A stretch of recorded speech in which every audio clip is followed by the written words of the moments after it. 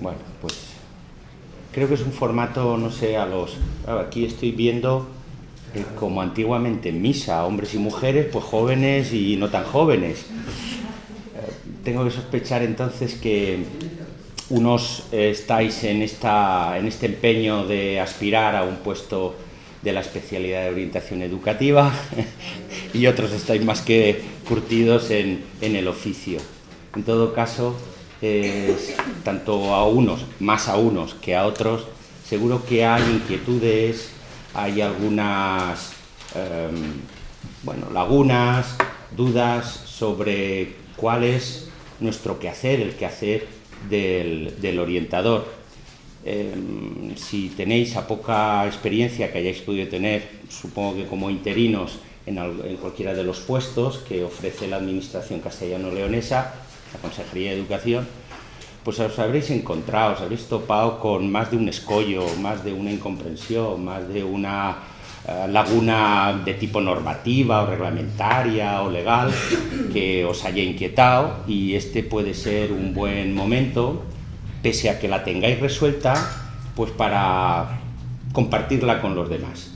De modo que tanto por aquellas dudas que hayan surgido en vuestra mucha o poca experiencia laboral, aun teniéndolas resueltas, como por aquellas otras que os surgen porque todavía no habéis tenido experiencia directa, a pie de obra, con la profesión, el que queráis lanzar, pues intentaremos, no solo yo, sino también hay público tanto más experto y con experiencia para poderlas responder. Es más, podría uno dar una respuesta que, o bien para completarla o incluso para contrariarla, me gustaría poder participar y dar su visión sobre el problema que se plantea. Por tanto, estáis en edad de hacer muchas preguntas. Yo particularmente también estoy en una edad donde preguntas no hago muchas, pero respuestas cada vez tengo menos. Así es que a ver si entre todos, compartiendo el ratito de la tarde, este viernes magnífico en Valladolid, podemos sacarle provecho. Aspirantes, sacarle provecho, que no estáis para regalar el tiempo. ¿Por dónde queréis empezar? No hay nadie que se anime. Vamos a ver si lo podemos sistematizar un poquito más. Sabéis que generalmente se hablan de 3 pilares en la acción orientadora. Por una parte, lo que es la atención a la diversidad, probablemente la más jugosa, la más interesante, donde mejor se tiene que desplegar el servicio público que acabemos prestando. Está dentro de ese pilar de atención a la diversidad, pues desde el concepto tan amplio de la educación inclusiva hasta, a mí me gusta hablar más de esta otra dimensión, que son las necesidades concretas de los alumnos que presentan en su desarrollo educativo. Junto a este que conlleva la mayor parte de nuestra dedicación, hay también, y no hay que desdeñar, un segundo pilar, que es la orientación académica y profesional. Ahora el modelo que se desarrolla desde el decreto 5 del 2018, del año pasado, pues nos habla de orientación educativa, modelo de orientación educativa, me parece que dice académica, me parece que dice profesional y hasta dice vocacional. Bueno, le llamen como le llamen, va a seguir siendo el mismo cometido. Es decir, buscar no solo la información, sino la ayuda para el desarrollo. Los teóricos llaman el desarrollo de la carrera. Bueno, me gusta hablar también de lo que son los itinerarios formativos personales, de manera que ahí hay mucha tela que cortar. Es un pilar muy dedicado en la etapa de la educación secundaria y secundaria obligatoria y posobligatoria, ¿verdad? Porque en primaria es sota, caballo y rey, y quitando alguna que otra actividad tutorial en la etapa y sobre todo en el último curso de transición a las enseñanzas secundarias, pues bueno, no tiene tanto mejunje. Pero es verdad que conlleva el dominio de muchas materias, un conocimiento exhaustivo de todo lo que es la estructura del sistema educativo, de sus múltiples pasarelas, de sus itinerarios, es decir, hay ahí un bloque de contenidos que os tenéis que empeñar, estoy dirigiéndome principalmente a los aspirantes, os tenéis que empeñar en conocer. Y hay un tercer pilar, que es la acción tutorial, que también es íntimamente ligada a la labor educativa. Creo que el compañero que ha dado el preámbulo a la sesión pues lo ha explicado muy bien, Junto a la tarea docente ha de contarse con la acción tutorial. La acción tutorial es un apartado, un pilar, como venimos diciendo, de la orientación educativa básico, que compete no solo al orientador, que lleva la gorra y la chapa, sino que concierne al profesorado, al educador, al que se pringa en el oficio. Por tanto, si queréis, podemos empezar por el primero, que es el mundo de la atención a la diversidad, y se puede plantear alguna cuestión o alguna duda. ¿Tampoco hay respuesta? Bueno, por aquí te hacen alguna pregunta. Sí, Juan, venga. ¿Empezamos por ahí o así? O como quieras. Porque se graba así las preguntas. Vamos, eso. A mí me gustaría preguntarte, tú has pasado por prácticamente casi todo lo que puede existir en educación. Bueno, no hay mucho por pasar, pero bueno, no me da tiempo ya. Sí, bueno, pero tiene mucha creatividad. El nuevo paradigma de educación inclusiva, ¿cómo le ves que se podría aplicar dentro de los centros y cuál es la figura que tendría el orientador para conseguir comunidad a la comunidad educativa? Es que me tiras de la lengua precisamente en una cuestión que efectivamente tiene mucha presencia. Hemos vivido de todo, bueno, de todo, no he vivido de todo, pero yo recuerdo los primeros años, recién aprobada la LODE, sí, fueron entre el año 85 y el año 90, antes incluso que la LOCSE, que se habló de integración.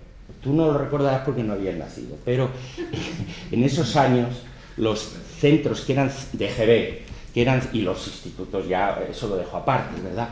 Pero los colegios de GB no se planteaba ni la atención a la diversidad, ni el reconocimiento de que había ritmos diferentes en el aprendizaje y en el desarrollo evolutivo de los alumnos. Claro, se introduce, hay figuras míticas que empiezan a hablar y a escribir y a divulgar sobre ello, se empieza a hablar de la integración, ¿de acuerdo? Y sí, se despacharon algunos medios, todos experimentales, había centros de integración y centros que no eran de integración. Que tenía integración, tenía unos duritos más, entonces eran duros y pesetas, y hasta maestros que empezaban a tener los perfiles, las especialidades de pedagogía terapéutica, un poquito más adelante los de AL, pues se les dotaba para que fueran a clase, sacaran al muchacho, le dieran el refuerzo y lo volvieran a meter en clase. Así funcionó. Ni las escuelas de magisterio estaban preparadas para esas especialidades. Y era a través del ministerio en Madrid, la UNED también contribuyó a habilitar deprisa y corriendo a maestros con estas especialidades. Pero seguíamos hablando de la integración. Vale. Con la LOCSE ya se empieza a hablar de inclusividad. De manera que es un paso más. Ya tenemos los centros, al menos en teoría, preparados para que no haya de integración o no integración. Por supuesto, la educación especial y los centros específicos iban a su bola, ese era otro mundo. Pero con la LOCSE ya se empieza a plantear lo que es la atención a la diversidad, y en ese marco pues hemos estado viviendo todos estos años. Bueno, ahora parece que pita más el marco, el paradigma, la referencia de la inclusividad.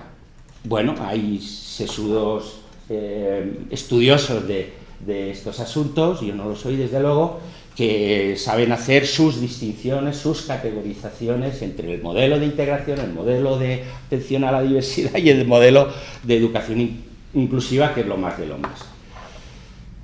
Te reprochaba un poco que me hicieras la pregunta, que me metieras en ese jardín, porque yo estoy de vuelta de cómo llamemos a las cosas de una u otra manera, porque es para mí tan sustancial, tan importante, tan prioritario, tan único y exclusivo lo que son los alumnos y sus necesidades, que todo lo demás, todas las demás conceptualizaciones teóricas que se quiera dar, me la refanfinfla. Más claro no puedo hablar.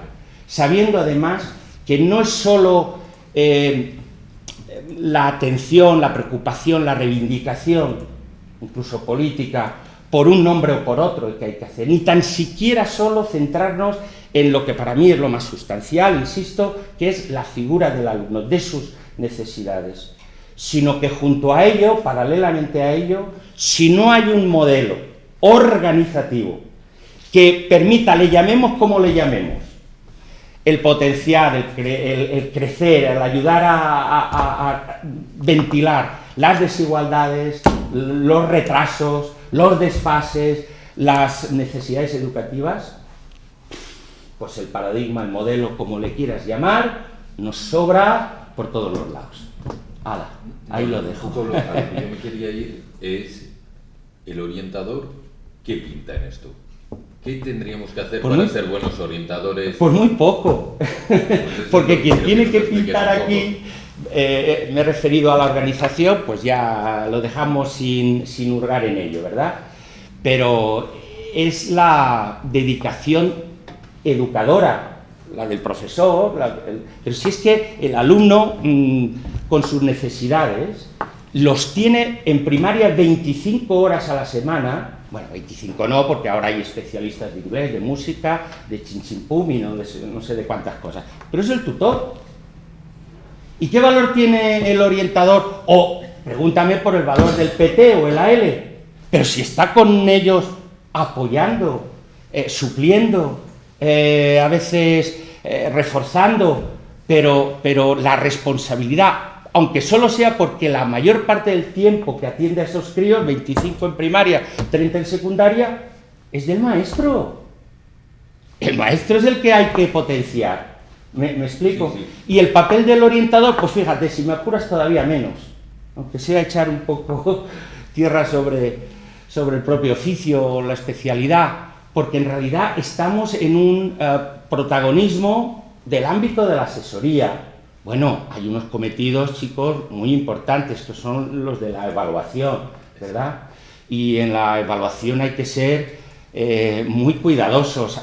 Yo creo que de los... ¿Cuántos temas hay? 60 temas, ¿no? Hay 68 temas, pues efectivamente veis que buena parte del temario está dedicado no a la orientación académica, que son 2 o 3 temas. Hay todavía algún tema como el de garantía social o el de diversificación que todavía están por actualizar. Pero eso es una minucia. Lo importante es estar bien preparados en las necesidades educativas de los demás. Tema de auditivos, ¿no? Creo recordar, yo hace mucho tiempo que tampoco ni preparo a opositores, pero es ahí donde nos la jugamos seguramente, ¿no? Pero hay que poner las cosas en su sitio. La evaluación es una parte muy importante para la que se ha de estar muy cualificado para ejercerla. Pero es una mínima parte de todo el proceso de desarrollo de un alumno, ¿no, Juan? Sí, a ver. Sí, yo te oí hace muchos años hablar de la evaluación psicopedagógica inclusiva y contextualizada. Y yo era lo que un poco que quería que nos explicaras un poco más a fondo. Ya, claro. Aquí a todos. Claro, porque es que fue aquí en Valladolid, sí, bueno, no lo sé. El caso es que claro, también hemos vivido muchos modelos distintos. ¿Te acuerdas de los equipos de orientación educativa? Bueno, tú no, porque no habías nacido, pero vamos, muchos de aquí seguro que conocieron los primeros equipos, no de orientación educativa, multiprofesionales. No había nacido, Los equipos multiprofesionales, había hasta médicos, y entonces eran unos compañeros que iban con un maletín al centro donde se le demandaba, había unas estructuras que más o menos organizaban su intervención, pero no es regañar ni poner en solfa aquel trabajo, pero era un modelo, respondía a un modelo más bien clínico. Es decir, mire usted, yo me encargo de averiguar cuál es la anamnesis, ¿no?, los orígenes, los antecedentes del muchacho, voy con el WIS o con cualquier otro maletín, despliego las herramientas de diagnóstico y ahí lo dejo, sin más. Frente a ese, o paralelamente a ese modelo clínico, se va avanzando y se dice, bueno, la evaluación psicopedagógica, la haga quien la haga, ya entonces eran equipos, incluso orientadores en los institutos, tiene que ser, pues, catalogadora. En Castilla y León sacaron, hay cosas muy similares en otras comunidades autónomas, lo del ATDI. El ATDI es un registro que tiene unas medidas de seguridad, bueno, para nada, pero bueno, que está como muy confidencial, solo pueden entrar ni tan siquiera los orientadores, bueno, salvo algunas excepciones y tal, y donde tenemos que incorporar los datos, las categorizaciones, las tipologías de manera escueta, porque es un registro informático, pero permite que se clasifique, es así, se clasifique a los alumnos en grupos, categorizaciones y tipologías, y en función de esos números, porque acaban siendo números, muy largos por cierto, en teoría tendría que dispensarse el recurso. Por ejemplo, un centro tiene alumnos con discapacidad motórica, 1, 2, 4, 6, y por tanto tiene que dotarse de un ATE, como sabéis, un ayudante técnico educativo. O si escolariza alumnos con discapacidad auditiva, sensorial auditiva, pues tendremos que llevar allí lo que haga falta, el intérprete de lenguaje de signos, pongamos por caso. Vale, pero sigue siendo un modelo categorizador. Es verdad que hemos avanzado en superar el modelo clínico, que se limitaba exclusivamente al diagnóstico.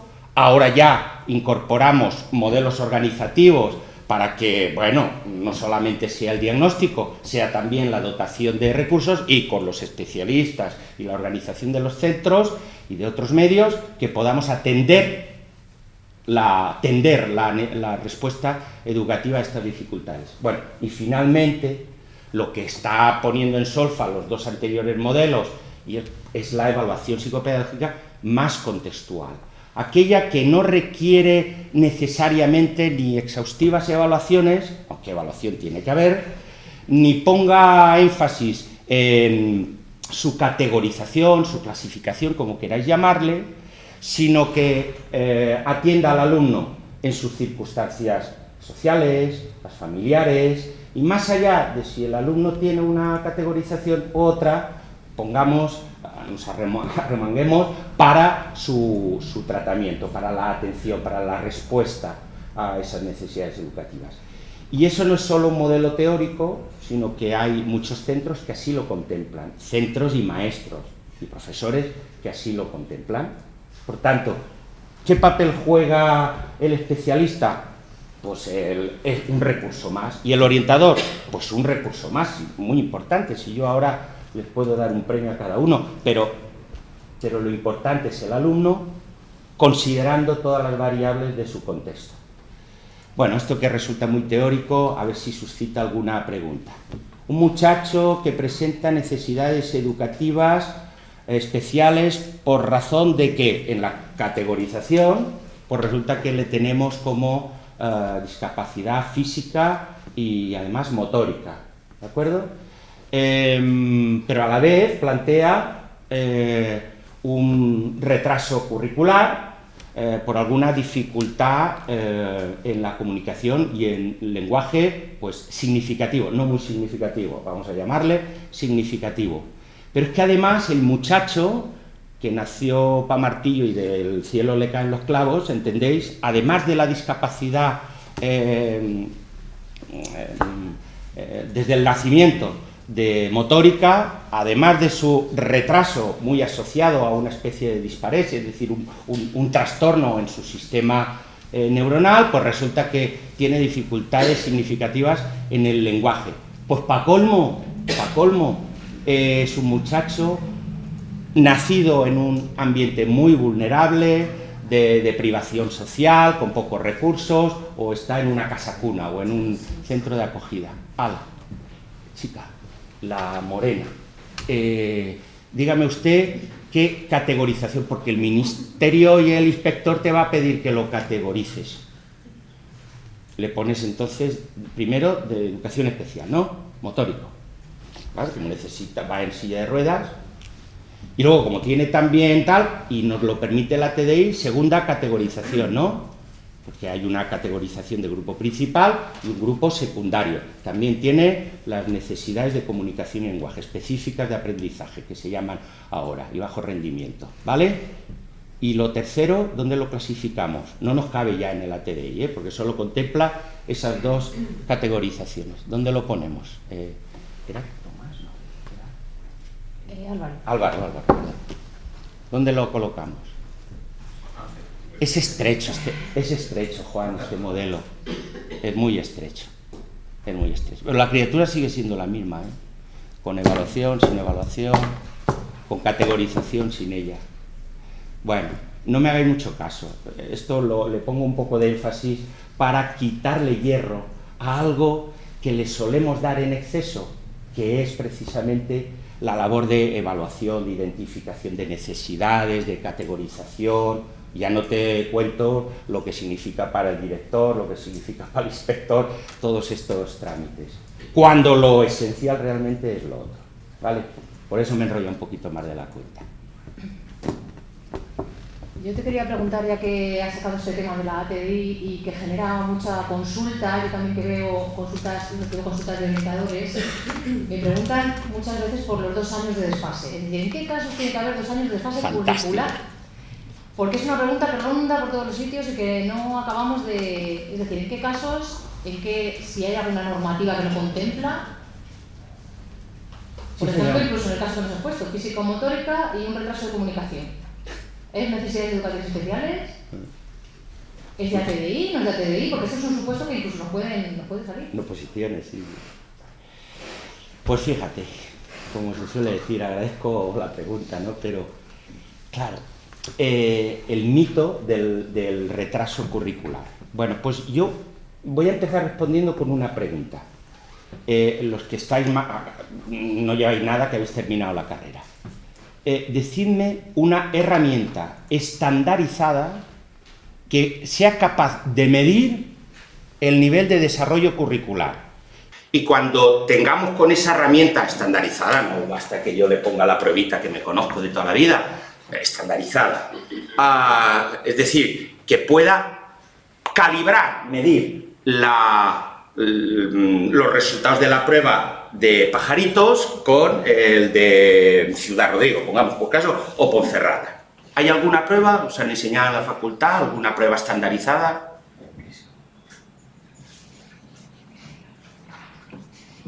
PISA, o las que habían preparado ya para las reválidas, o las evaluaciones de diagnóstico, pero esas ya sabes que no tienen valor diagnóstico ninguno. Es una prueba incluso censal. En sexto es muestral, pero en tercero es muestral, pero no se puede ni tan siquiera tabular los datos obtenidos. Bueno, alguien en la consejería concentra eso, pero no se puede ni hacer comparaciones ni nada de nada. Además, no está pensada más, bueno, para la medición de competencias, que esto sería otra discusión, pero no para establecer, ostras, este niño está por debajo de tercero de la ESO, de tercero de primaria, cuarto y mitad. No hay una herramienta que pueda medir mínimamente, científicamente, para establecer el nivel del conocimiento competencial o curricular, me da lo mismo, de un muchacho. Por tanto, si no hay una herramienta para saber si este muchacho, que tiene 10 años, tiene 2 años de desfase y por tanto está en segundo de primaria, ¿cómo podemos establecer como patrón si hay que meterlo en ATDI o no? Si tiene que salir apoyo o no tiene que salir apoyo los 2 años de desfase curricular. ¿A quién se le ha ocurrido esto? Porque claro, si, como dice el compañero, hubiese alguna prueba tipo PISA, o tipo las que te he dicho yo, las que las que elabora la consejería para las de diagnóstico, estas de censales o muestrales. Pues todavía podríamos decir, no, es que este muchacho le he puesto la prueba de las sumas y con dos sumandos sí, pero con decimales no. Pues es que para dominar las decimales tiene que estar en tercero. Como no los domina, pues decimos que está en primero. Pero es que no hay esa herramienta. ¿Me explico? Por tanto, mi respuesta, y lo utilizo todos los días, es déjate en paz de desfase curricular. Porque no es medible objetivamente. Y a mayores te digo, no, pero seguro que tiene 2 años de fase, si es que lo tenemos que poner nosotros en los informes de evaluación psicopedagógica. No hay un capitulito que viene, nivel de competencia curricular, alto, bajo, mucho, cuarto y mitad, 2, 2 y medio, 3, vale, ¿y en qué materias? ¿O en qué competencias que se llama ahora? Porque es que me he encontrado muchachos que son unos fieras, en la competencia matemática, y los pobritos andan raspados con el tema de la lectoescritura. ¿Qué hacemos entonces? Cuando te pregunten lo de 2 años de fase curricular, ¿en qué? ¿En qué competencia? ¿Sabes? ¿En la de aprender a aprender? Claro. Por tanto, es un asunto que yo no le prestaría mucha atención, aunque sé que, joder, despierta cada rollo, porque vas a encontrar, por ejemplo, supervisores o inspectores que te digan que no puedo validar yo este informe. Pues ¿y eso? Pues porque tú me pones que en el nivel de competencia curricular no hay un desfase de 2 cursos, es decir, el muchacho de quinto de primaria no tiene un nivel en clase de tercero, por tanto, que siga como está. ¿No os ha pasado nunca esto? Sí. Vale, pues debido a que no está resuelta lo principal, la mayor. Sucede que antes el currículum estaba hecho con objetivos, contenidos, metodología de evaluación. Entonces esos contenidos eran, digamos, un poco más medibles. Incluso salieron pruebas hechas por orientadores, profesores. Correcto. Aquellas yo las tengo, sí. Que podían medir si el nivel de contenidos no estaba, o sea, estaba en vez de en quinto, en tercero, vamos a poner, ¿no? ¿Qué pasa? Que el currículum que tenemos ahora es el que es, no es el que teníamos antes. Y entonces ese currículum lleno de competencias y de criterios de evaluación, no, criterios de estándares de aprendizaje, hay quien dice en qué nivel está en ese currículum, porque ese es el currículum que le pertenece. Incluso yo diría más, el currículum de su grupo de referencia, es decir, la programación que haya hecho el profesor de su aula. Sería él quien tendría que establecer que tiene 2 cursos de desfase. Y el currículum es amplísimo, todos esos criterios son amplísimos, es decir, podría tener 2 cursos de desfase en matemáticas, vamos a poner, es decir, no sabe sumar y le toca dividir, pero en el resto, que son muy subjetivos, es decir, ¿cómo mides tú el grado de aprendizaje para que tenga 2 cursos de desfase? Claro, porque en uno puede ser que sí, en otros que no, otros... Entonces ahora este tema, que nos queda ahí, yo creo que nos colea un poco. Quizá también, yo no lo he visto en ninguna normativa, no sé si en alguna normativa... Sí, en las instrucciones de la TI, descárgate las del 2017... Sí, instrucciones, quiero decir normativas generales... Y ahí verás. Normativas generales, ley... No sé si tienen acceso los... Bueno, es público, si se puede... Sí, en algún sitio, o incluso diría a nivel estatal, que digan en algún sitio que tienen que tener los niños 2 años de desfase. Yo creo que es un criterio, pues un poco selectivo, ¿no? No meter a todos los niños que tengan alguna dificultad, sino que sea una dificultad significativa. Porque le vamos a sacar del aula, sobre todo antes, ahora con la inclusión vale, pero le vamos a sacar del aula, le vamos a sacar de su grupo de referencia. Entonces es que sí, le queremos ayudar para que vaya mejor, pero es que le estamos quitando la presencia en el aula. Entonces, incluso diría más, que es otro tema que yo también te iba a preguntar, más allá. Incluso cuando existen adaptaciones curriculares significativas, porque es un alumno de necesidades educativas especiales, puede llegar el momento en que no titule. Le estamos quitando el derecho a la titulación.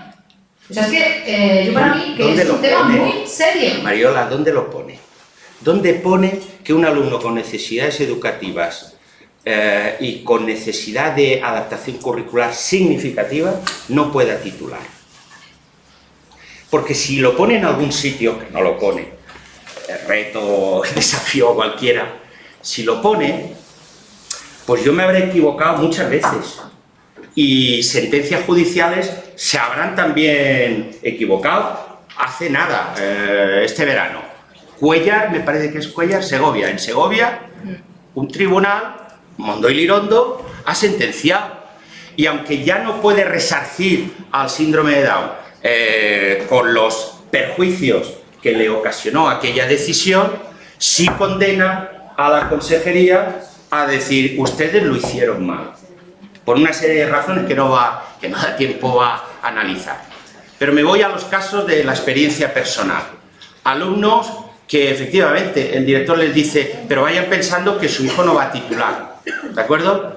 Pues un síndrome además de Asperger con otras discapacidades asociadas, como motóricas, y que el muchacho no sabía hacer la O como un canuto, no podía utilizar instrumento, dispositivo habitual, como un bolígrafo o una tiza, tenía que andar siempre con el portátil y la tablet, eso sí, escribía con los dos deditos, porque no tenía la motilidad pues, muy gruesa, muy defectuosa, con los dos deditos que se mataba. Tanto escribía con la tableta, ¿de acuerdo?, que era capaz de escribir, porque tiene 6 libros publicados de más de 600 páginas.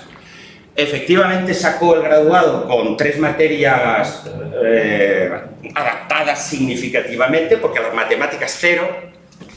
Él entraba en el despacho del orientador y cuando salía llamaba, Javi, estás dentro, ¿vale? Se llama para entrar dentro, pero no para salir, porque no, claro, si no tiene ese concepto de orientación espacial, pues es que no era capaz de poner las unidades con las unidades, las decenas con las decenas y las centenas con las centenas, que no sabía sumar, pero tenía un prodigio de memoria capaz de, a los 3 meses ya hablaba conmigo el valenciano.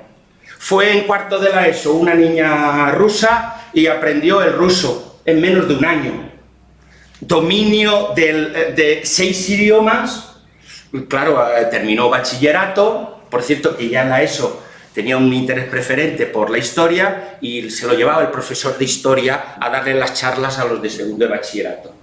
Tuvo una selectividad adaptada, ¿de acuerdo? Y ha terminado, me lo encontré el otro día, ha terminado ya interpretación, traducción e interpretación, y va a meterse en otro grado. Pues quiero decir que un muchacho con muchas materias, toda su escolarización, porque no podía hacer tecnología, no podía decir plástica, no podía hacer música, no sabía nada de tecnología, era incapaz de coger una regla y trazar una línea, incapaz de...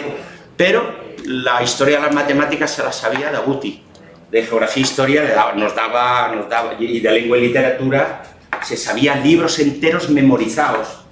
Y cuando el profesor empezaba a leer un verso de Machado, el tío la recitaba en voz alta y se quedaban todos con los ojos a cuadros. Pero te puedo contar más casos.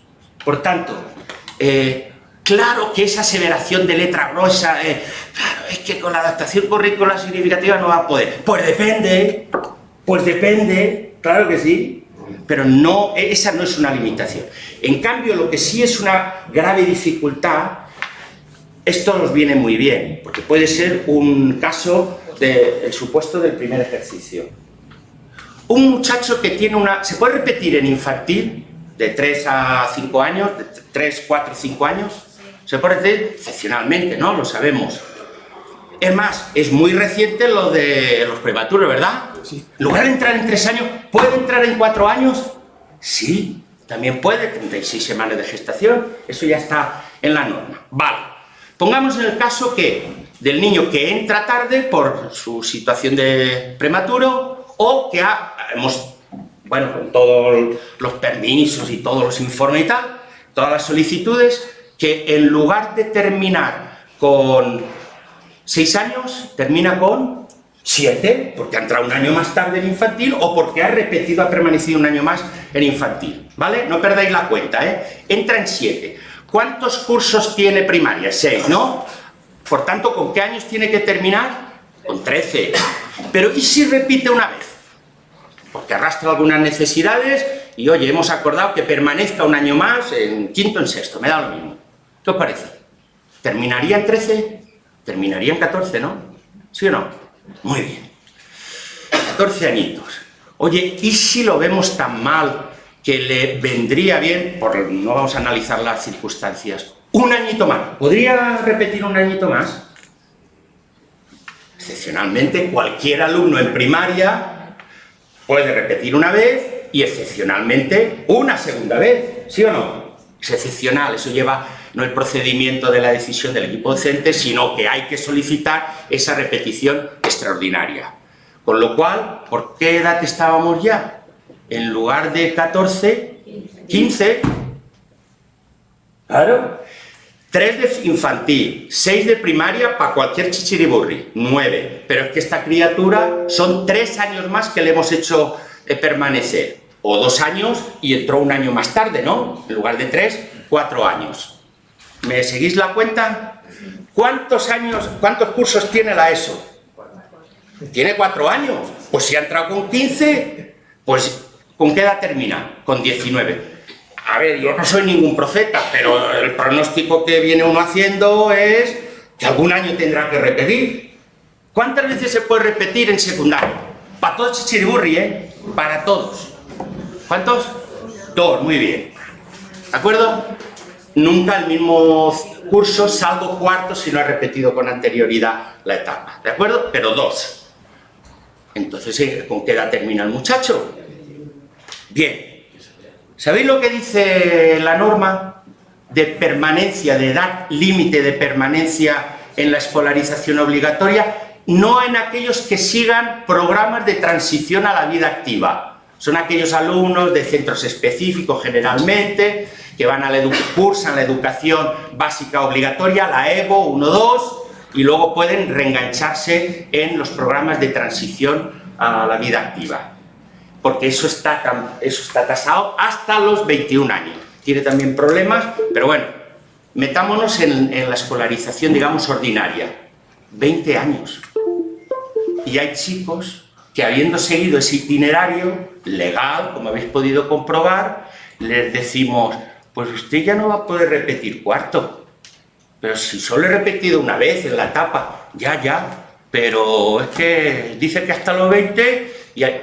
Pero si mi vecino ha podido repetir 2 veces en la ESO, ya, pero es que aquí no es la cuestión de la necesidad, sino de la edad cronológica.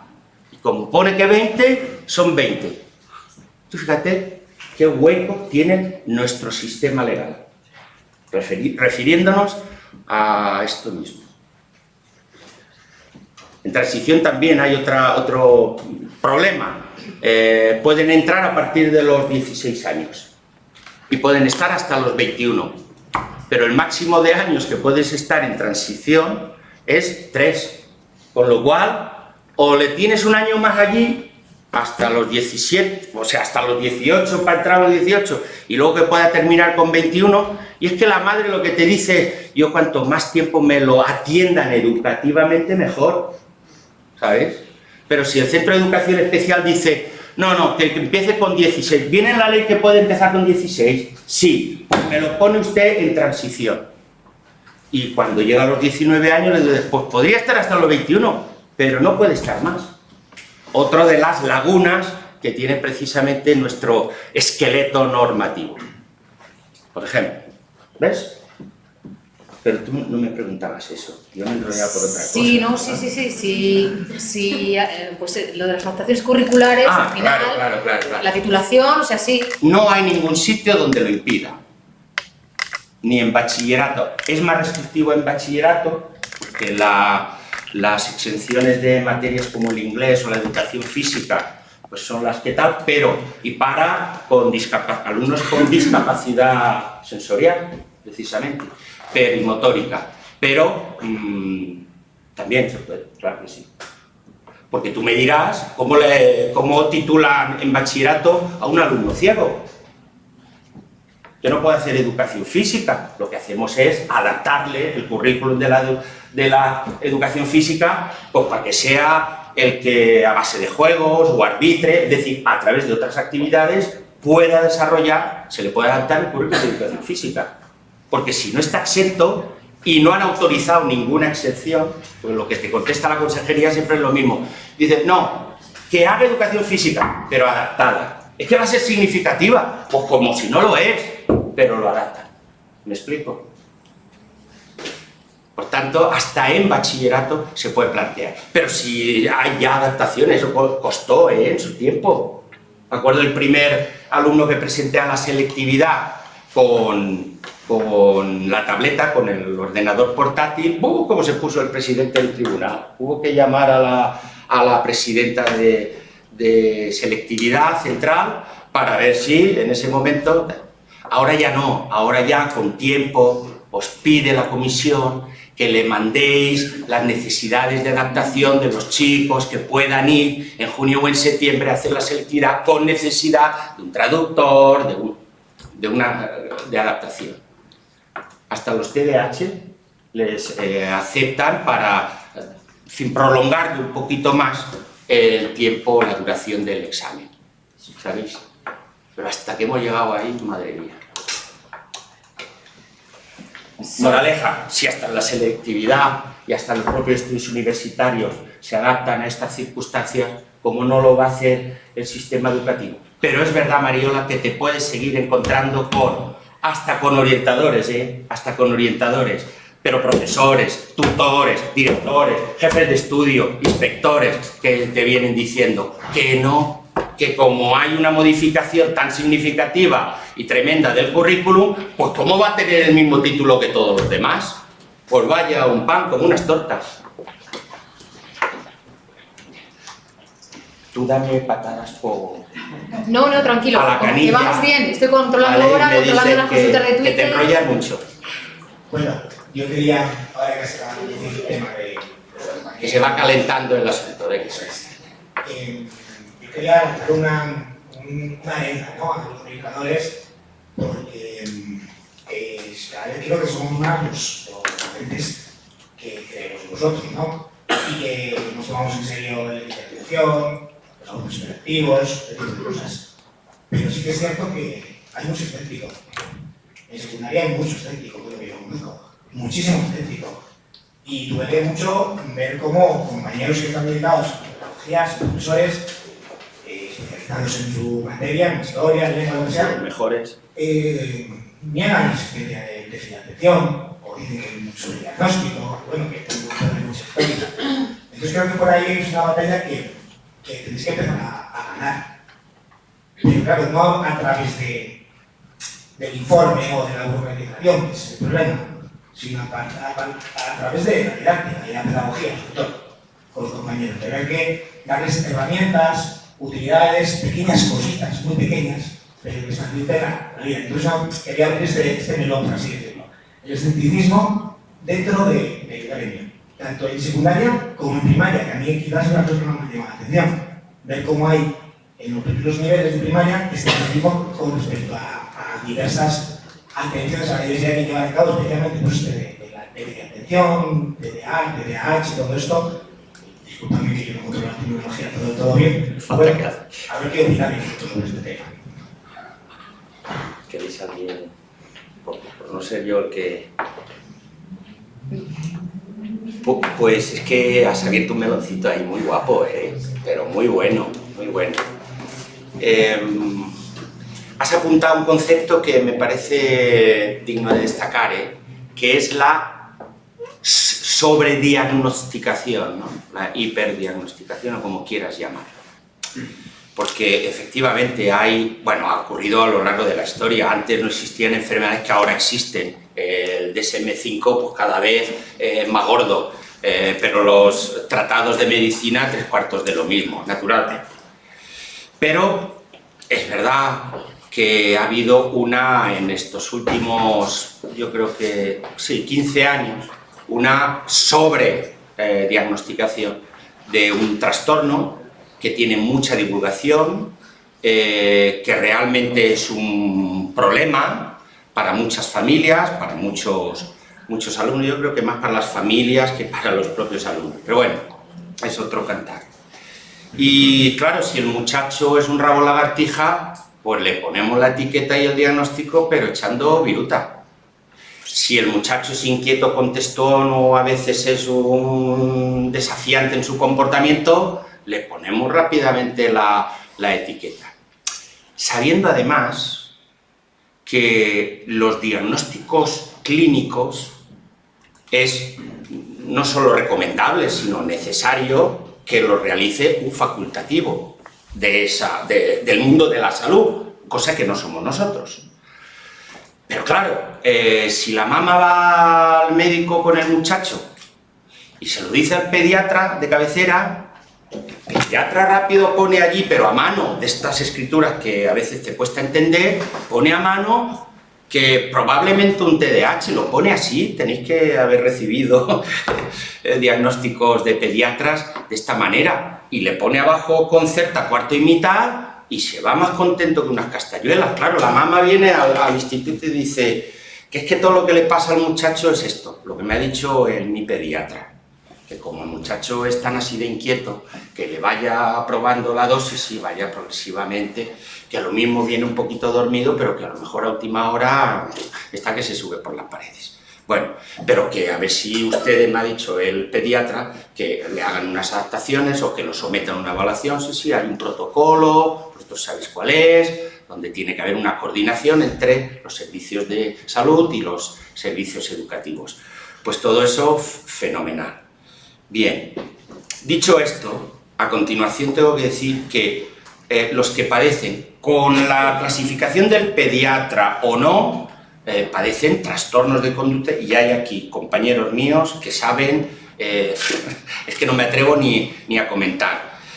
Pero, has hablado de la sensación, de la impresión que tienen los compañeros que les toca fumarse al alumno o a los alumnos en cuestión. Ya no te digo el jefe del coordinador de convivencia, el jefe de estudios en un instituto, ya no te digo tampoco el orientador, porque claro, hazte cargo tú de él. ¿No eres el orientador? Pues ya si eso me lo miras tú.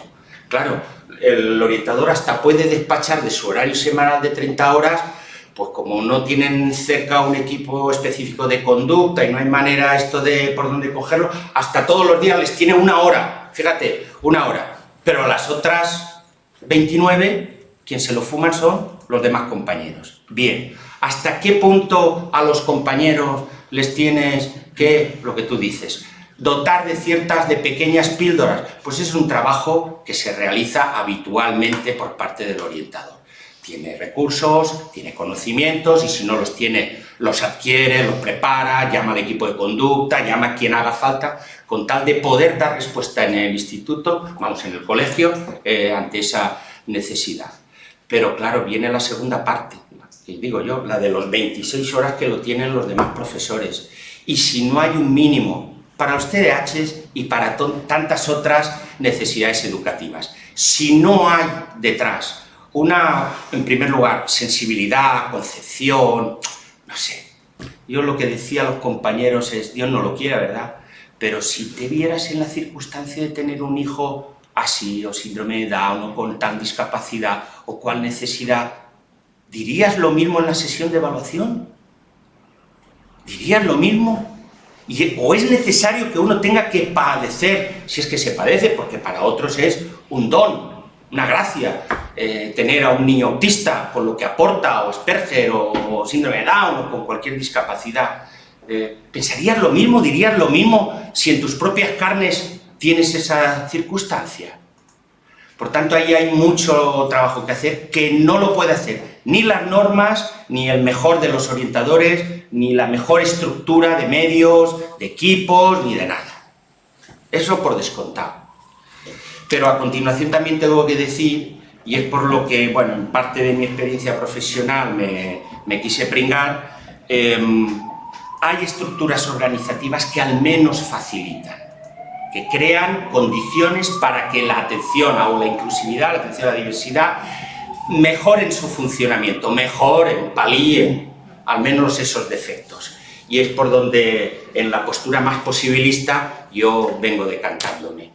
Creo que la labor del orientador no es la del llanero solitario, por más que tengamos PTs, ALs, equipos y de todo, sino que tiene que haber, por una parte, una formación del profesorado, una sensibilización del profesorado bueno, más acorde a los tiempos y a las sensibilidades sociales, y finalmente una estructura organizativa de las comunidades de aprendizaje de los institutos, de los colegios, de las escuelas infantiles que lo faciliten.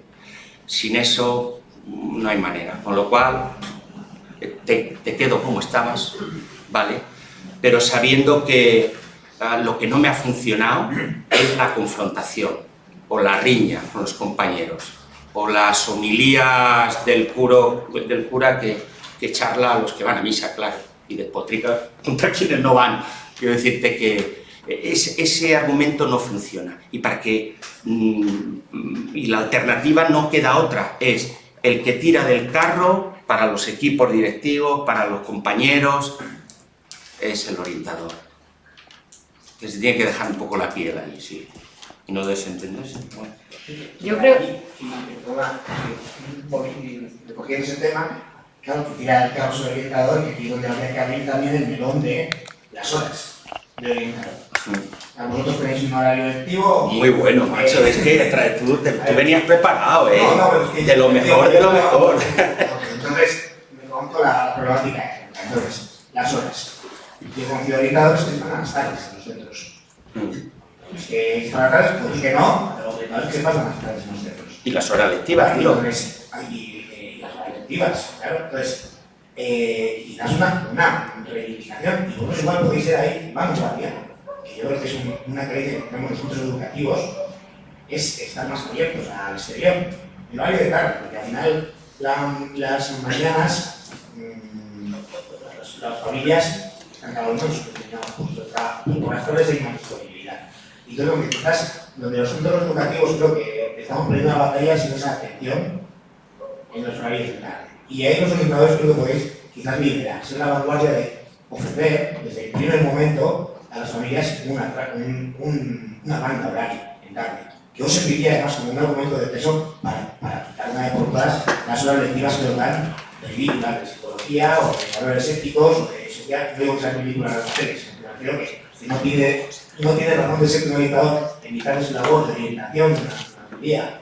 De repente, a la cuarta hora, el orientador no oye libres, va a reuniones que de repente tiene por el pasillo, como vosotros sabéis bien, ¿no? Los que me habéis trabajado así, o sea, al salir del departamento de orientación de una reunión con el departamento y hasta que llegáis a vuestro aula, os han podido detener 6 veces para contaros cada uno su problemática. No solo los compañeros, sino también los alumnos. Entonces, el orientador no tiene ningún sentido que tenga que ser orientador, además de ser docente, y estar con alumnos en la misma dinámica que el resto de los alumnos. Entonces, quizás una de las argumentos que podéis usar en vuestro favor sería esa disposición horaria, en horario de tarde, quitar esas horas lectivas y poner una tarde a la semana fija, que de algún modo arranque para que otros compañeros o alguna reunión de seguridad de coordinación pudieran llevarse por las tardes. Y yo, esto es una idea mía particular, que creo que esa necesidad, porque cuando lo hemos puesto en práctica, de una tarde abierta a las familias, funciona de perlas. Funciona de perlas, porque no tienes prisa, se ha tratado de manera más sosegada, nadie te interrumpe, y es una manera de que las familias acerquen a los centros, de tener el centro abierto. José Carlos, lamento mucho decirte que no has descubierto la pólvora, que esto tiene mucho recorrido, que hace muchísimo, que es un tema controvertido y que el primer escollo es la disparidad de criterios entre el propio colectivo. No en vano, claro, de manera individual o con asesoramiento sindical, hay litigios, hay contenciosos precisamente por este asunto. Vamos a ver. La situación de arranque fue, que todavía está vigente, el Reglamento Orgánico de Centros y las instrucciones de organización y funcionamiento. Vamos a ceñirnos a la secundaria, porque primaria, digamos, es otro mundo en este tema en concreto. Y entonces, del año 94, que sigue vigente en Castilla y León, porque como sabes, nuestra consejería ha sido incapaz de renovar el Reglamento Orgánico de Centros, todavía dependemos del antiguo ministerio, así como su desarrollo, que son la organización y funcionamiento en los centros. algún parche, alguna modificación y sin más. ¿Qué es lo que decía ya en el 1994 el capítulo dedicado a los departamentos de orientación y a sus orientadores? Que tenían que reservar 2 tardes para realizar su labor, la que tú apuntas. Por tanto, esto viene de muy atrás. Hay que esperar a que Castilla y León, algo tuvimos que ver, la asociación, pues hombre, intentara aportar un poquito de claridad en el tema de horario y en el tema de las tardes. ¿Cómo lo resuelve? A través de una orden, la tenéis que tener por ahí, 1052 puede ser, la que organiza el funcionamiento de los departamentos de orientación, donde allí se dice, podrá ejercer el orientador, ¿qué horario tiene que tener? Pues igual que todo Chichiriburi, igual que todos los demás, pero podrá, fíjate, Ibai lo expresa así, podrá impartir docencia entre 5 y me parece que son 9 horas, ¿de acuerdo? Y lo deja así tan campante. Podrá, ¿eh? Y dice, y si el instituto tiene turnos, porque hay muchos institutos que dan diurno y vespertino y nocturno, pues también tendrá que dedicar, si es que tiene turnos, alguna tarde, sin precisar más, del turno. Muy bien, pues todos están contentos, pero ¿es lo mismo un instituto, vamos a centrarnos en las horas, es lo mismo un instituto de 1200 alumnos con primero, segundo, tercero, cuarto, primero, segundo de bachillerato de 2 o 3 modalidades y 3 ciclos formativos allí metidos por la mañana y por la tarde?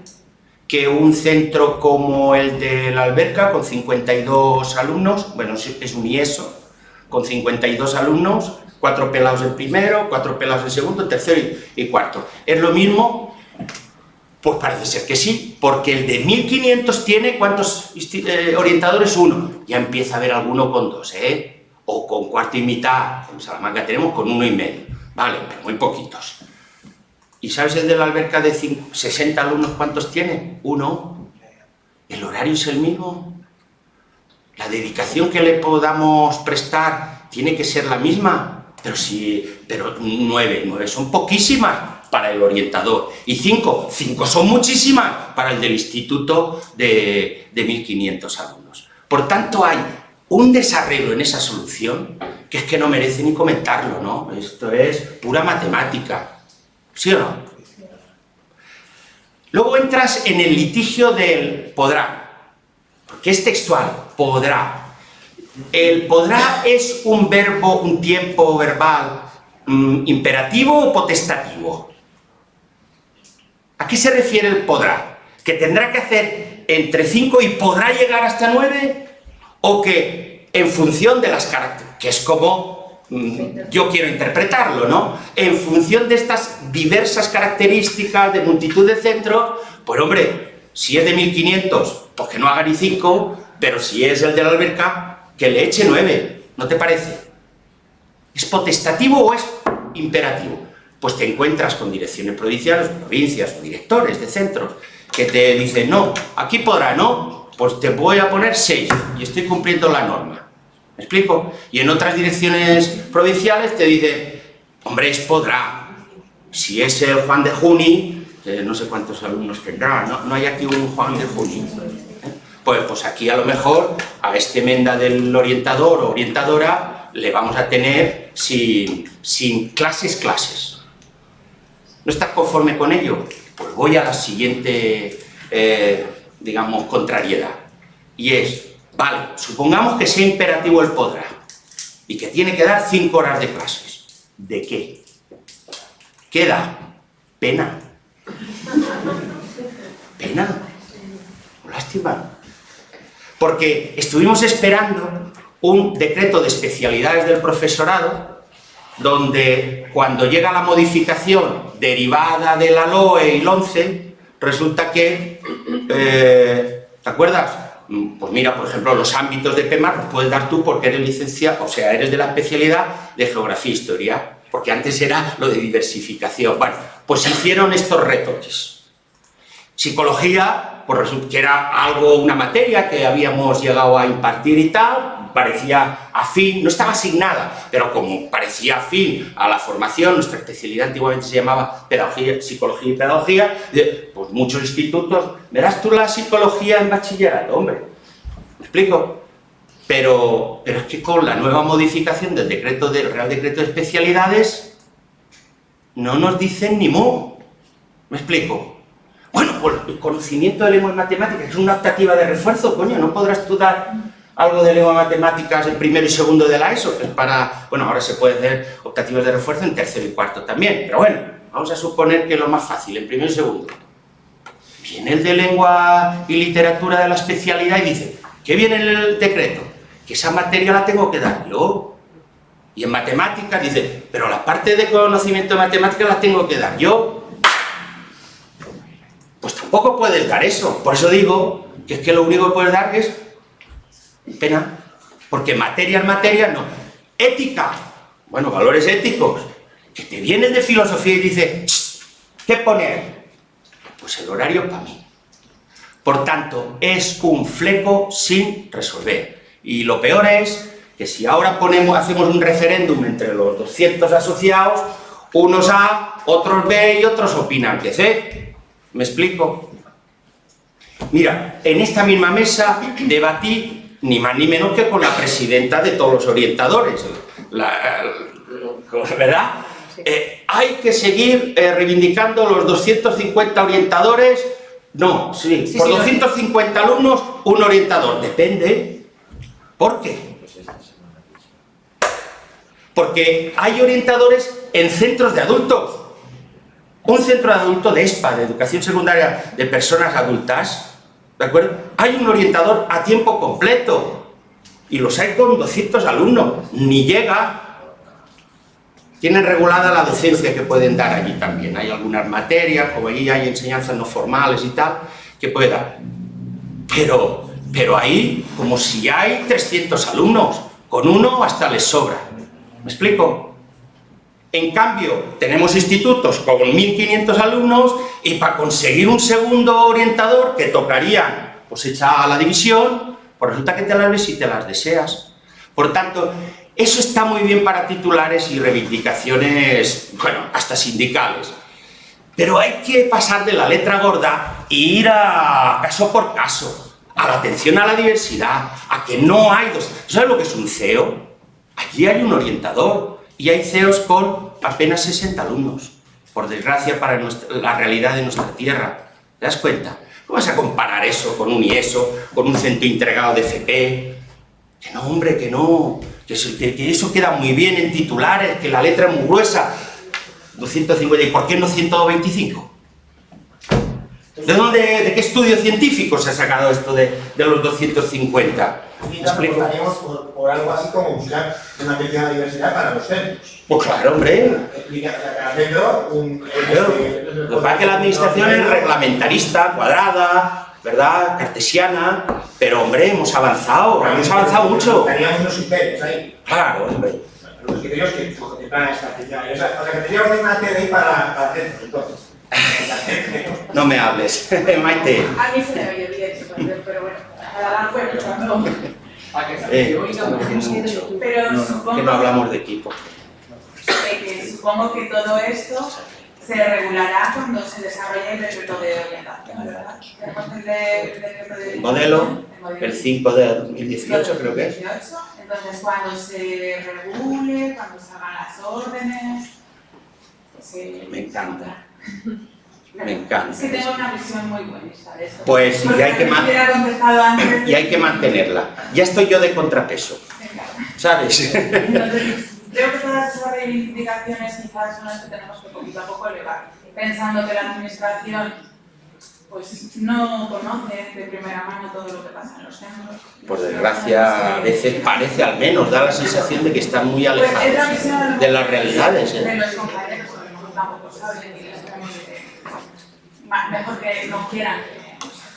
Pero yo creo que por ahí podríamos, como asociación, como orientadores, pues poner por lo menos voz a lo que está pasando en cada uno de los centros. No sé qué opináis los demás. Hemos tenido estos años los 2 o 3 últimos años, 2 documentazos que les ha debido llevar, bueno, toda la legislatura al equipo de donde sea. Y, ¿verdad? El segundo plan de atención a la diversidad y el decreto 5/2018 sobre el modelo. Le dedicamos tiempo y ganas, ¿eh? Digo le dedicamos porque participamos en lo que aquella que fue jefa de servicio, con Concha, con la mejor de las intenciones, estructuró grupos de trabajo, equipos, asesores suyos trabajando y dinamizando ese asunto, pero ha tenido el desenlace que ha tenido todo aquí. Y ha tenido 2 papeles muy buenos, como el papel aguanta todo, gráficos, estudios, investigaciones, segundo plan de atención, no se cumplió el primero, bueno, sacamos segundo, todo muy súper estructurado, fantástico, y ahora el decreto. Ya llevamos un año con él y no ha salido una sola norma, porque, en fin, lo que ha salido de prematuros, de atención sociosanitaria a los alumnos y tal, bueno, no tiene... Estaba referenciado ya en el plan de atención a la diversidad, pero para el modelo de orientación no. Bueno, efectivamente, digamos los mejores deseos para que esta sea una nueva oportunidad que no pase de largo, pero la realidad es la que es, Maite. La realidad es la que es, y para evitar las letras gruesas se necesitan muchas horas de estas, de debate, del colectivo, y luego también una cierta receptividad por quienes administran lo nuestro, pues para convencerles o dejarse convencer. Muy bien. ¿Qué cambios se pueden prever un poco del desarrollo de ese decreto? O sea, ¿qué cambios?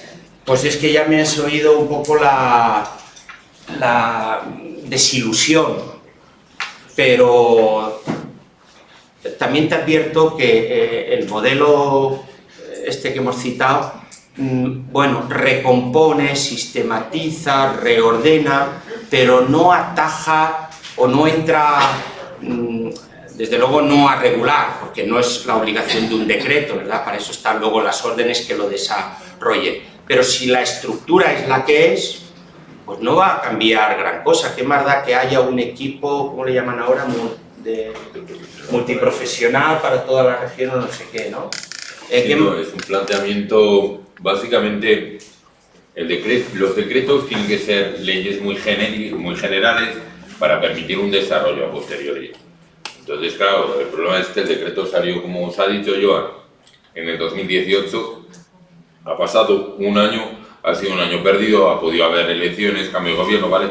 Pero viene a ser un año en el cual, pues, se debería haber hecho algún avance. Pero bueno, desde el 2000 que cogió las competencias la consejería y se empezó a elaborar dicho decreto, hasta el 2018, si se ha tardado 18 años en sacar un decreto, las órdenes del desarrollo yo no sé lo que tardan en sacarlas. Pero, claro, al final es lo que dice Joan, las expectativas, queremos tener buenas intenciones, pero, claro, porque tú conociste el grupo de Conchi, pero claro, es que anteriormente con Homero, en el 2000, se hizo el primer grupo para elaborar el decreto.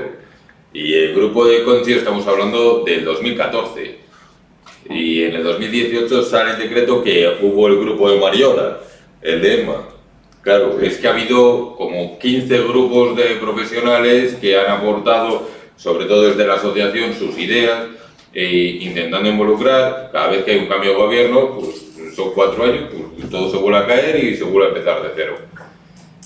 El desarrollo normativo, el decreto lo sacó el anterior gobierno de la Junta de Castilla y León. Ahora está en un nuevo gobierno. ¿Cuánto tardará? Pues no lo saben. Bueno, dice nuevo gobierno, pero es el mismo.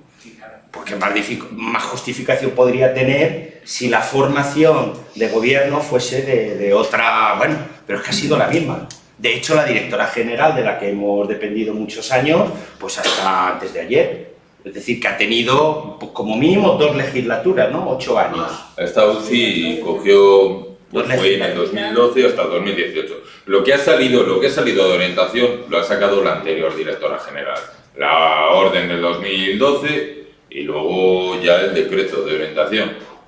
Ahora volvemos a depender de FP. A ver, en el organigrama de la Junta de Castilla y León, lo que sería la orientación educativa ha dependido durante muchos años de FP, de la Dirección General de FP, hasta que en el 2000, bueno, primero de FP, luego de Planificación y Ordenación e Inspección Educativa en la época de Emilio.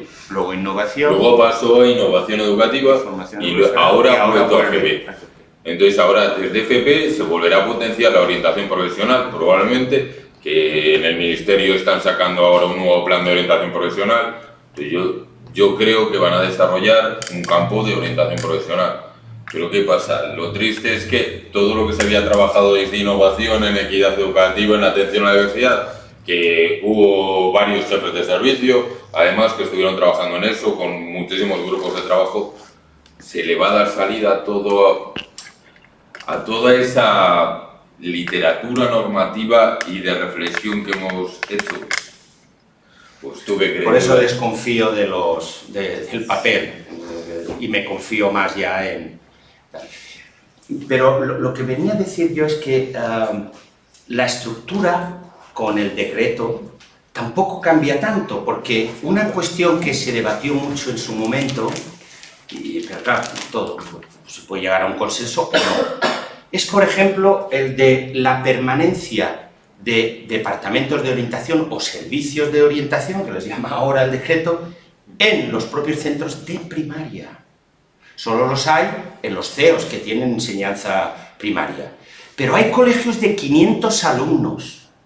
500 alumnos de primaria. 500 alumnos. ¿No necesitaría, no un día o 2 días a la semana? ¿Estás en equipos?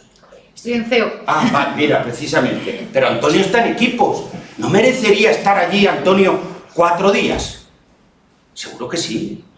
Porque si lo merece un CEO de 100 alumnos, ¿por qué no lo va a merecer un centro de 500 alumnos con infantil y primaria? Pero dedicado exclusivamente a eso. Pero no se optó por esta solución en el decreto. Y decíamos, no es que se vaya a generalizar el departamento de orientación también en los centros de primaria. Dejen la posibilidad de, en centros pues con necesidades, en unas condiciones socioculturales del contexto difícil y tal, tengan a un orientador a dedicación completa en ese centro. Pues ni tan siquiera esa posibilidad abierta para que en un determinado caso ese centro tuviera, depende de los equipos. El equipo luego organizará, si tiene mucha demanda, pues en lugar de 2 días, el orientador estará 3 días, ¿de acuerdo? Pero, desde luego, es también una figura, la del orientador compañero de equipo, que va allí, buenas, hace su trabajo, adiós. Y aunque participa de las CCPs, que todos sabemos lo que son las CCPs, la implicación, el involucrarse en la vida interna del centro, tomando café con los profesores, viendo a los padres, entrevistarse con los tutores, no es la misma. Y tengo muchos compañeros que me podéis replicar de inmediato, que yo pongo la jeta para que me deis. Pero hay que reconocer que el nivel de implicación, de compromiso, cuando el orientador está allí, con sus alegrías, luces y sombras y miserias, cuando está allí a diario, no es la misma que quien está porque va 2 días a atender ese centro. ¿Me explico? Y lo hace muy bien, yendo a 2 días al centro o 1 día al centro. Cortés no quita lo valiente. Pero ¿ves? Esa posibilidad que había abierta, la experimentaron otras comunidades, con SOS y ARES, en Castilla-La Mancha, que lo reformaron, lo hicieron departamento en el privado, luego lo tuvieron que quitar. Bueno, pero ¿no habrá alguna solución para dar respuesta a esta realidad? Por ejemplo, centros de primaria necesitados de una dedicación exclusiva del orientador, pues no lo contempla. Con lo cual, un decreto para literatura pedagógica, pero no para dar respuesta y soluciones, yo desconfío de él. José Luis, ¿qué tal? Solo déjame decir una cosa, que me gusta mucho ser muy respetuosa con los tiempos y lo que pasa es que hemos empezado muy tarde y teníamos la primera convocatoria de asamblea a las 7:30, hasta que si no llega alguien nuevo porque estamos en el foro, pues tenemos un rato más. O sea, la segunda era a las 8, o sea que tenemos todavía tiempo para debatir, ¿vale? Perdón. José, Vale. José Luis. Esto de los modelos de orientación, no sé si os acordáis, yo creo que era un libro de Luisa. También. Se hablaba de modelos de orientación y la se cogió aquello. Y lo decía muy claro, no se trata de orientador dentro o orientador fuera. Aquí estamos muy equivocados. Hablaba de distintos modelos de orientación, distintos niveles, el primero era el tutor y luego estaba el orientador. Y eso que tú dices de que un orientador dentro participa de la vida, toma los sucesos, eso está genial para unas partes de la labor de la orientación, pero para otras, de ser un servicio objetivo de evaluación, eso no sirve, porque perdemos la objetividad. Aparte de que estamos dentro de la dinámica y tenemos presiones de la directora, del comité, del otro, es que no hace falta la ley porque se le ha caído su trabajo, esas cosas. Entonces eso se ha resolvido de aquella manera, en el papel. Es decir, orientadores en centro, sí, y equipos de orientación externos. Sí, para una labor técnica de evaluación psicopedagógica, de especialización, porque un orientador no puede saber de todo, pues al igual que hay equipos de TIC, puede haber en esos modelos de cualquier cosa, de la 11. O sea que yo creo que es un debate que se nos ha olvidado. Yo, de los años que llevo trabajando, que ya son tantos, pues siempre voto por eso, o que eran equipos o que eran departamentos, pero no que podía haber otras cosas. Sí, estoy básicamente suscribo lo que dices, pero sí ha tenido presencia, ha sido controvertido los departamentos en colegios. Sí, pero perdiendo el equipo.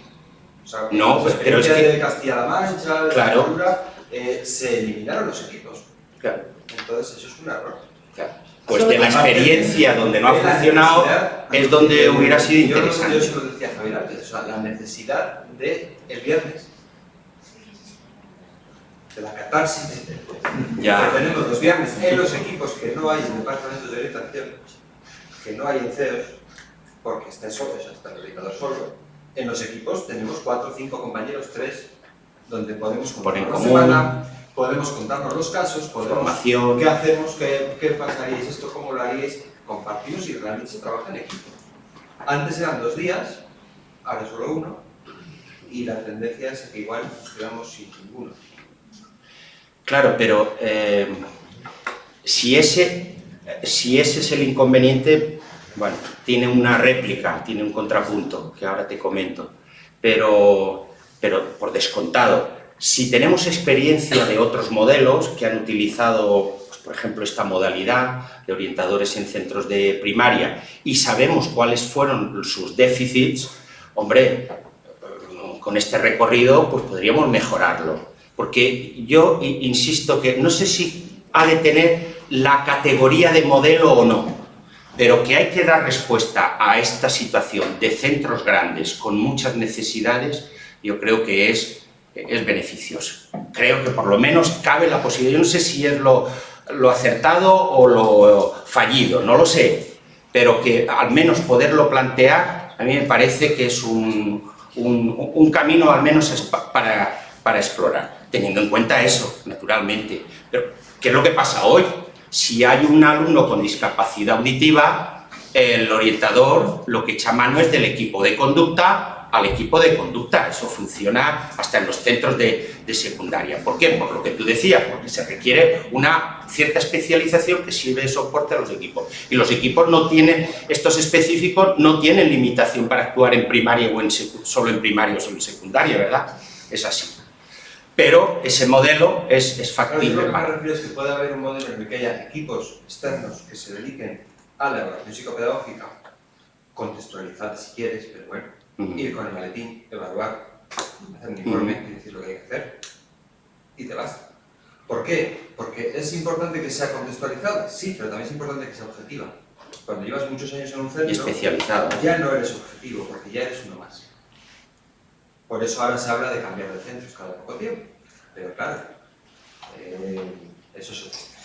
Claro, es que en este tipo de cuestiones que no estamos todos de acuerdo, ni pues precisamente ahora hemos estado el fin de semana pasado con otras asociaciones de otras comunidades. ¿Y qué se rumiaba allí? Claro, ¿qué pasa? Por ejemplo, el modelo de Castilla-La Mancha, por lo que sea, hemos dicho que no funciona y nadie ha dicho que no funciona, porque de hecho siguen con el mismo modelo y ya llevan años.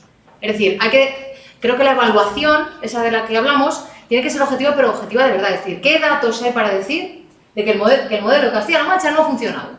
Es un bulo que se ha corrido y que estamos pensando que no ha funcionado, pero es que no es verdad. O sea, ellos mismos te lo dicen, ¿no? De hecho, se ha aumentado la plantilla de orientadores al doble de lo que tenían. No sé cómo habrán hecho presupuesto. Incluso la propia asociación ha aumentado el doble de asociados. O sea, no es cierto. Sí que les han quedado los equipos especializados y el orientador en centro. Pero no es cierto que no funciona. Pero no sabemos por qué se ha difundido de que no funciona. Luego yo creo que estamos ya en el siglo XXI y es una pregunta que te quería yo lanzar. El modelo real, es decir, el orientador en el siglo XXI, ¿qué palabra definiría al orientador del siglo XXI? Vamos a ver, ¿cuándo? El derecho a la orientación de todo el alumnado, ya no de la atención a la diversidad. Entonces, ¿qué palabra definiría a cómo el orientador tiene que ser en este mundo que está en constante cambio, intercomunicados? Por ejemplo, esto ya es personal, pero a mí no me hace falta la catarsis del equipo cuando tengo una comunicación en redes, etcétera, etcétera, con otros orientadores. No sé si me explico. Cuando tú tienes un caso y yo tengo otro. Es decir, es que eso es muy... Ni siquiera a lo mejor nosotros estamos de acuerdo dependiendo de en qué situación estemos. No sé si... Entonces, ¿cuál es el papel del orientador en el siglo XXI? ¿Qué modelo tenemos? ¿O qué? ¿Es un asesor? ¿Es un evaluador? ¿Es un...? Y creo que es una palabra clave luego para utilizarla también, pues incluso yo diría, como sé que hay muchos opositores, tenemos que ser realistas en la oposición con lo que tenemos, ¿no? O sea, no, ni escépticos, ni esperanzadores, ni pesimistas. Yo creo que en la oposición es una recomendación que hago, ¿no? Es ser realista con lo que se tiene, que es lo que se puede hacer. Mira, déjame que el contrapunto que te decía a la iniciativa fantástica, naturalmente, es un recurso privilegiadísimo el de un día a la semana para la convivencia, la formación, la puesta en común de casos, el trabajo que realizan los equipos un día a la semana. Claro, desde el otro punto de vista, por eso te quiero yo transmitir el contrapunto, lo que dicen los demás docentes es: ¿y yo por qué no? ¿Por qué el profesor de Geografía y Historia en su departamento no pueden tener un día para su formación, para la puesta en común, para la programación, para la revisión de materiales y tal? Claro, no un día, ese es el asunto, no un día. Y los maestros, pues los maestros que sí tienen sus reuniones y comisiones interniveles por la tarde. Tenemos un día, vamos a trabajar a la sede. Sí, pues eso. Hacemos esa reunión una hora. Sí, José Luis, no me lo entiendas como un reproche, porque... ya tienes no. una coordinación, claro que la tienes. Ya, pero aparte de que nosotros no somos equiparables en cuanto a docentes como ellos. El sueldo de un orientador de equipos no es el mismo que un profesor de geografía. Pero tú entras al cuerpo como profesor de ciencias secundarias. Tienes un complemento. En equipo no, porque para trabajar en equipo hay que concursar, no te obligan. Es un puesto singular, tenemos un complemento específico. Sí, claro. Es decir, somos diferentes, ¿no? Pero no vamos a compararnos en determinadas cosas y en otras no. O sea, no es lo mismo. No es una Ni siquiera los orientadores de institutos somos lo mismo. Pero bueno, ahí sí que tenemos las mismas condiciones de horario y tal, pero incluso antes ya se ha hablado de que nosotros por las tardes y ellos no. Bueno, eso de... Bueno, quiero decirte que el contrapunto no era entrar en debate, porque si yo pudiera suscribir una tabla reivindicativa, pues claro que sí, que mantendría un día para la formación, un día, una jornada. Pero sé que mis compañeros, y he convivido unos años con ellos, te dicen, bueno, y yo también, en lugar de una hora, quiero una semana. Quiero decirte que es un tema controvertido, porque te encuentras con este juego de equilibrios, y es controvertido. Pero yo no me defino por uno o por otro, porque veo la necesidad al alza, y desde luego cuanta menos carga horaria, fíjate que ahora los de secundaria están a cuenta de la racionalización del gasto público, aquellos recortes que hubo en su día, están a 20 horas de dedicación lectiva, cuando llegaron a estar a 17 horas, ¿no? Estamos a ver si nos toca algún día esta recomposición, cuidado si no nos afecta. Los equipos a 30, efectivamente. Bueno, el caso, bueno, lo que te digo, que eso es un tema que tiene al menos esa posible réplica. ¿Y tú? Sí, a mí solo sí que es verdad que me gustaría concretar que no en los equipos específicos, estoy hablando de equipos generales y departamento de orientación. Y entonces, al hilo de esto, por decir, bueno, al final, ¿qué es el orientador? Que a mí me parece una palabra fundamental, que el orientador es uno solo, esté en secundaria, esté en primaria. De hecho, me parece incluso que creo que tiene más ventaja el estar dentro y los alumnos de secundaria tienen ventaja sobre los de primaria, pues está ahí el orientador. Entonces, al hilo, quería hacerte, Juan, una pregunta, ¿qué A ver, eso es? yo sí que te quería preguntar si existe alguna función que sea completamente diferente de un orientador de equipo que atiende a un CI, de un orientador de departamento de orientación que atiende a un CEO. ¿Alguna diferente que tenga mayores el orientador de equipo que no la tenga el departamento de orientación? En los CEOs, hombre, en los CEOs probablemente no. ¿Me puedes hablar un poco más alto? Es que como si es algo anterior. No, el micrófono, prefiero sin micrófono, es que se por acopla, ¿no? En los CEOs probablemente no haya diferencia. En los institutos sí, claro. En los institutos, en los CEOs probablemente no haya diferencia, en los institutos sí, pero hablamos, yo creo que sin excepciones. Sí. ¿Me puedes decir, de acuerdo a la orden, era la 1052, me parece que hemos hablado, que regula la organización y funcionamiento de los departamentos de orientación, tanto en IES como en CEOs, si ahí marca alguna función diferente entre un CEO y un IES? Ya te digo yo que no, porque lo he ganado a nivel judicial. Ya te digo yo que no. Entonces, si A es igual a B y B es igual a C, A es igual a C. La cuestión es que, a ver, a lo que yo quiero llegar es que las funciones son, bueno, yo te digo, podemos entrar en mucho debate en esto, pero a lo que yo quiero llegar es que lo que tú has contado, lo bueno de equipos, a mí me parece genial y que no se debería perder, porque hay cosas en los equipos de orientación que son muy buenas. Y hay cosas en el departamento de orientación que ha dicho Joan que son geniales y que aplicadas a primaria son muy buenas. Igual lo que tenemos que buscar es la unión de eso.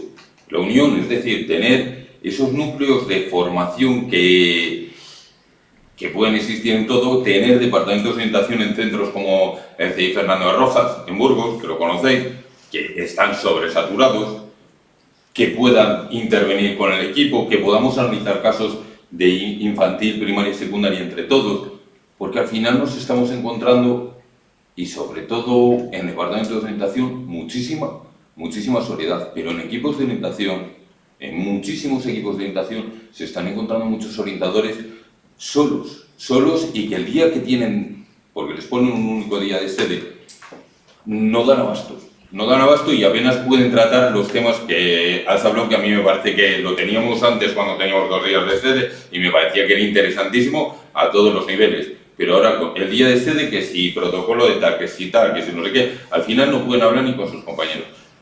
Esa soledad yo creo que es la que desde la asociación tenemos que intentar todos unirnos y buscar el núcleo que nos hace común, que nos da de unión, que al final es el de la orientación educativa y profesional.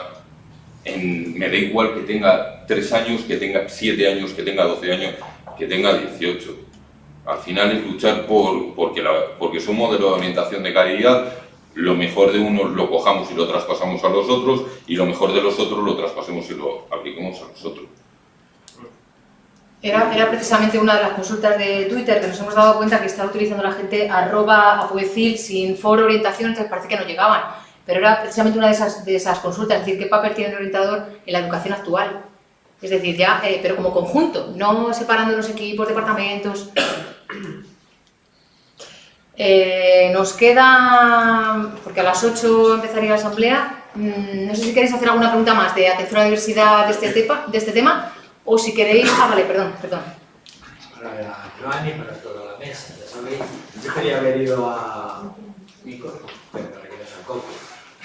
Yo quería haber ido a Málaga ¿verdad?, para participar en la mesa sobre coordinación interinstitucional con salud mental, porque estamos muy relacionados últimamente con salud mental. Salió la orden de atención al alumnado con necesidades sociosanitarias, hablando de un ámbito como es los hospitales de día infanto-juveniles, que en Castilla y León solo hay uno, se funciona por las tardes en Valladolid. El tema de la atención sanitaria a adolescentes, a infanto-juvenil, Castilla y León tiene esa laguna, pero la atención educativa a ese alumnado con necesidades sociosanitarias, especialmente de salud mental, tiene todavía más lagunas. No sé si por aquí hay que avanzar también, porque en otras comunidades al lado de las nuestras, el alumnado que tiene problemas psiquiátricos tiene una atención sanitaria y educativa muy bien estructurada. Y nosotros no tenemos nada. Yo hace poco, ¿verdad?, en Segovia decía, igual es que estamos más sanos, pero creo que no es precisamente por eso. Es por el agua. Javier, yo no, tal vez me confunda, pero hasta donde yo conozco, las unidades de psiquiatría infanto-juvenil de la sanidad, la salud pública, hay una por provincia, menos Salamanca, que tiene 2 casualmente, porque hay un clínico universitario, bueno, lo que acoge su facultad de medicina, y hay 2.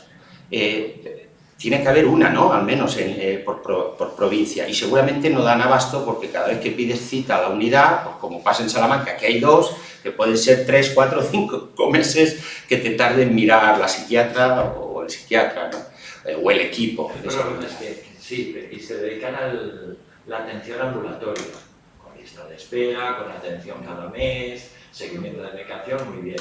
Lo que no hay es hospital de día, y los hospitales de la Comunidad de Madrid, pues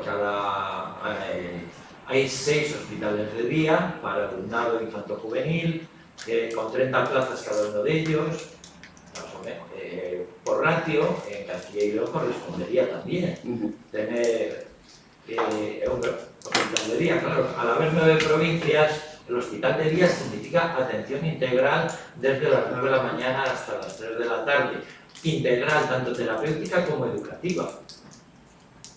Con tipo aulas hospitalarias, que viene a regular, igual que la atención a domicilio, que viene a regular esa orden que tú has citado. Sí. Pero, ¿y en trastornos alimentarios? Porque en Salamanca sí hay centro de día, pero específica para el trastorno alimentario. También. Pero aquí. Fíjate. Bueno, eso en realidad sí, no, es un filón también, claro, Es un filón. de desarrollar, ya sé que sí, es un ámbito de desarrollo. Pequeño porcentaje de lo que es el alumnado de educación infantil, primaria y secundaria. Pero son necesidades reales. Son necesidades. La legislación ha salido y por lo menos en el papel está reflejado. Incluso ahí se dice en la orden de atención al alumnado con estas necesidades que la atención directa en el hospital de día la haría un orientador. Hablando con María Emma, digo, pero María Emma le va a dar clases de secundaria, de todas las asignaturas. En principio se pensó que sí, que sería un orientador el que en el hospital de día infanto-juvenil atendería educativamente a los alumnos. Digo, os puedo decir que en Burgos hay un conato de hospital de día, se está atendiendo con PT, pero digo, ¿no sería también más lógico que hubiese profesores de ámbito? Porque, Sí, claro, sí, sí. no Las aulas hospitalarias que requieren, claro, apoyar las enseñanzas del nivel de secundaria son profesores de ámbito, como los de PEMAR. Entonces, claro, luego podemos discutir si el que va de sociolingüístico, que dé lengua, que dé geografía y que dé inglés, pues puede o no puede. Pero vamos, son profesores de ámbito. Y en el servicio que se presta también la atención en domicilios, también cuando la niña o el niño es de secundaria va a ver, pero lo que yo desconocía era lo del orientador.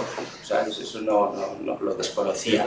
Pero fíjate que hay tantas lagunas, aun alabando la buena intención de la orden. Porque claro, hay centros de primaria donde estaría muy bien sería de un enorme auxilio la figura del sanitario, del ATS.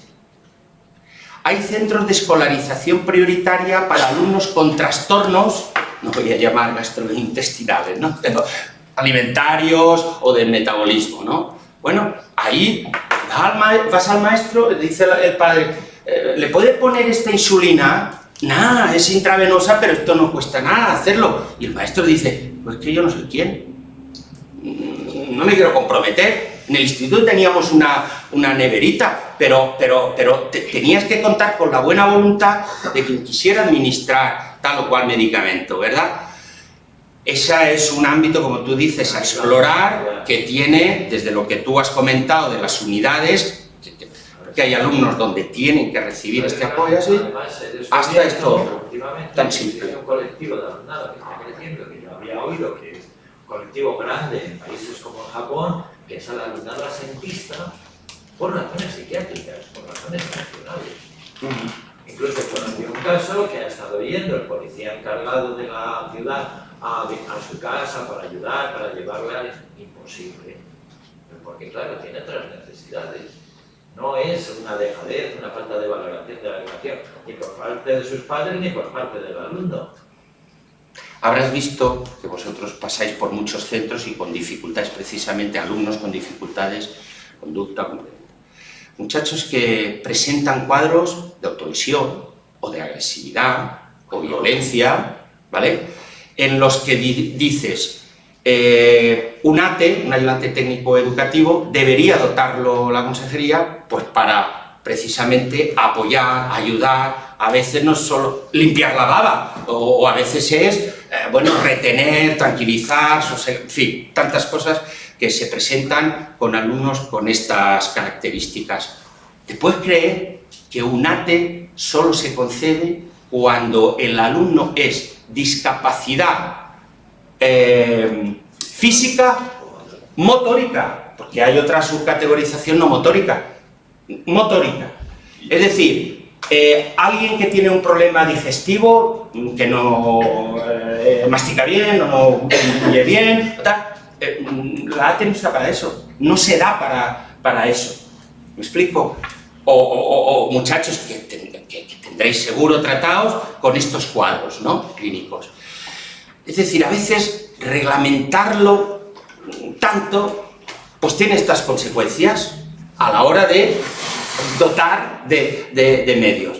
Claro, si con esto tan elemental, que es la de un ATE, fíjate, es una persona que generalmente son muy bondadosas y lo mismo está para una cosa que para tirar del carretillo. Tenemos estas limitaciones, excuso decirte, para las unidades de psiquiatría infanto-juvenil, centros de días. Un enfermero es soñar, solo están en los centros de educación especial. Bueno, pues yo quería dejar solo constancia de que sepan todos los que estáis escuchando que como orientadores también nos puede tocar trabajar en un hospital de día infanto-juvenil, porque la legislación así lo ha establecido. Muy bien.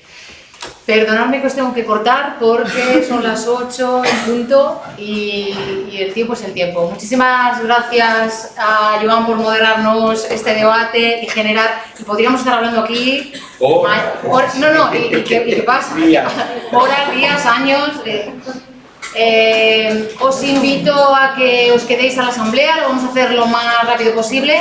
Creo que habrá cuestiones que como colectivo y como asociación incluso van a salir de los temas que hemos aquí tratado, es decir, qué podemos hacer como colectivo y como orientadores para que esa orientación sea de calidad y para que esa orientación mejore, tanto a nivel profesional como para lo que es la orientación, ¿no?, para el derecho del alumnado a la orientación.